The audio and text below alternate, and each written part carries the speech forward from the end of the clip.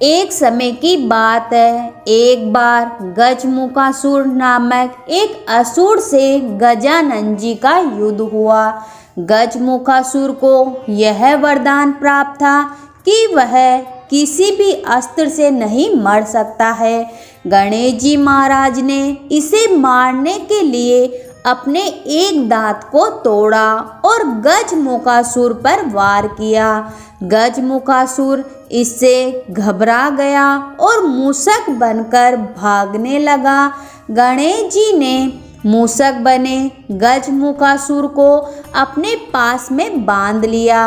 गजमुखासुर गणेश जी महाराज से क्षमा मांगने लगा। गणेश जी महाराज ने गजमुखासुर को अपना वाहन बनाकर जीवन दान दिया।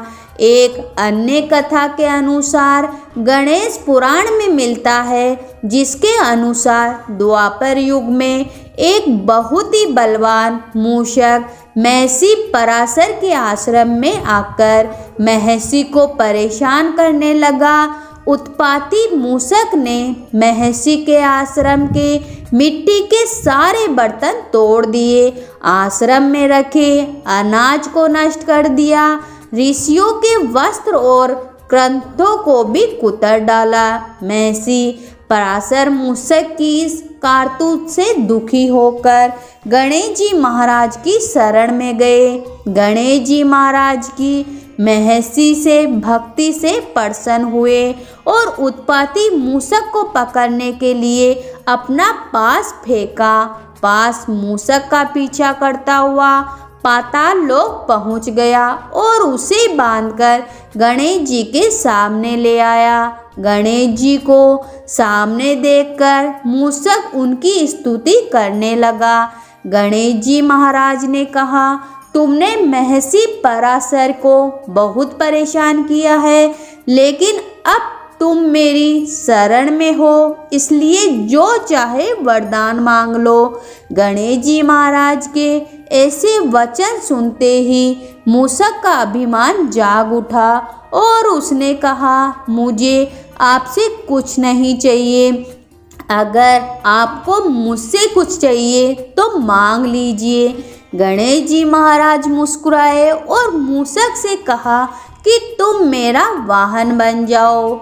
अपने अभिमान के कारण मूषक गणेश जी महाराज का वाहन बन गया, लेकिन जैसे ही गणेश जी महाराज मूषक पर चढ़े, गणेश जी के भार से वह दबने लगा। मूषक ने गणेश जी महाराज को कहा कि प्रभु, मैं आपके वजन से दबा जा रहा हूँ। अपने वाहन की विनती सुनकर गणेश जी ने अपना भार कम कर लिया। इसके बाद से मूषक जी गणेश जी का वाहन बनकर उनकी सेवा में लगा हुआ रहा। गणेश पुराण में यह भी वर्णन मिलता है कि हर युग में गणेश जी का वाहन बदलता रहता है। सतयुग में गणेश जी का वाहन सिंह है तथा त्रेता युग में गणेश जी का वाहन मयूर है और वर्तमान युग यानी कलयुग में उनका वाहन घोड़ा है। एक बार की बात है, परशुराम जी अपने परसे से तोड़ा गणेश जी का एक दांत। एक बार भगवान विष्णु जी के अवतार भगवान परशुराम जी भगवान शिव जी से मिलने कैलाश पर्वत पर आए। शिवपुत्र गणेश जी महाराज ने उन्हें रोक दिया और मिलने की अनुमति नहीं दी। इस बात पर परशुराम जी क्रोधित हो उठे और उन्होंने भी श्री गणेश जी महाराज को युद्ध के लिए चुनौती दे दी। श्री गणेश जी महाराज पीछे हटने वालों में से नहीं थे। दोनों के बीच घोर युद्ध हुआ। इसी युद्ध में परशुराम जी के परसे से उनका एक दांत टूट गया। दूसरी कथा, कार्तिकेय ने भी तोड़ा था उनका दांत। भविष्य पुराण में एक कथा आती है जिसमें कार्तिकेय ने श्री गणेश जी का दांत तोड़ा। हम सभी जानते हैं कि गणेश जी महाराज अपने बाल अवस्था में अति नटखट हुआ करते थे। एक बार उनकी शरारतें बढ़ गई और उन्होंने अपने ज्येष्ठ भाई कार्तिकेय को परेशान करना शुरू कर दिया। इन सब हरकतों से परेशान होकर एक बार कार्तिकेय ने उन पर हमला कर दिया और भगवान श्री गणेश जी महाराज को अपना एक दांत गंवाना पड़ा। तीसरी कथा, वेद व्यास जी की महाभारत लिखने के लिए खुद ने तोड़ा अपना दांत। एक अन्य कथा के अनुसार महर्षि वेद व्यास जी को महाभारत लिखने के लिए बुद्धिमान किसी लेखक की जरूरत थी। उन्होंने इस कार्य के लिए भगवान श्री गणेश जी को चुना। श्री गणेश जी महाराज इस कार्य के लिए मान तो गए, पर उन्होंने एक अपनी शर्त रखी कि वेद व्यास जी महाभारत लिखाते समय बोलना बंद नहीं करेंगे। तब श्री गणेश जी महाराज ने अपने एक दांत को तोड़कर उसकी कलम बना ली और वेद व्यास जी के वचनों पर महाभारत लिखी। चौथी कथा, एक असुर का वध करने के लिए गणेश जी महाराज ने अपने दांत का सहारा गजमुखासुर नामक एक महाबली असुर हुआ, जिसने अपनी घोर तपस्या से यह वरदान प्राप्त किया कि उसे कोई अस्त्र शस्त्र मार नहीं सकता है।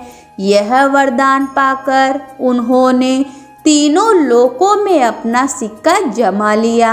सब उनसे भयभीत होने लगे। तब उसका वध करने के लिए सभी ने भगवान श्री गणेश जी को मनाया। गजानंद ने गजमुखासुर को युद्ध के लिए ललकारा और अपना एक दांत तोड़कर हाथ में पकड़ लिया। गजमुखासुर को अपनी मृत्यु नजर आने लगी। वह मूषक रूप धारण करके युद्ध से भागने लगा। गणेश जी महाराज ने उसे पकड़ लिया और अपना वाहन बना लिया। महर्षि दैवेन ने अपने तपोबल से मद की रचना की। वह च्यवन का पुत्र कहलाया। मद ने दैत्यों को गुरु शुक्राचार्य से दीक्षा ली। शुक्राचार्य ने उसे हर तरह की विद्या में निपुण बनाया। शिक्षा होने पर भी उसने देवताओं का विरोध शुरू कर दिया। सारे देवता उससे प्रताड़ित रहने लगे। मद इतना शक्तिशाली हो चुका कि उसने भगवान शिव को भी पराजित कर दिया। सारे देवताओं ने मिलकर गणपति की आराधना की। तब भगवान गणेश जी एक दंत रूप में प्रकट हुए।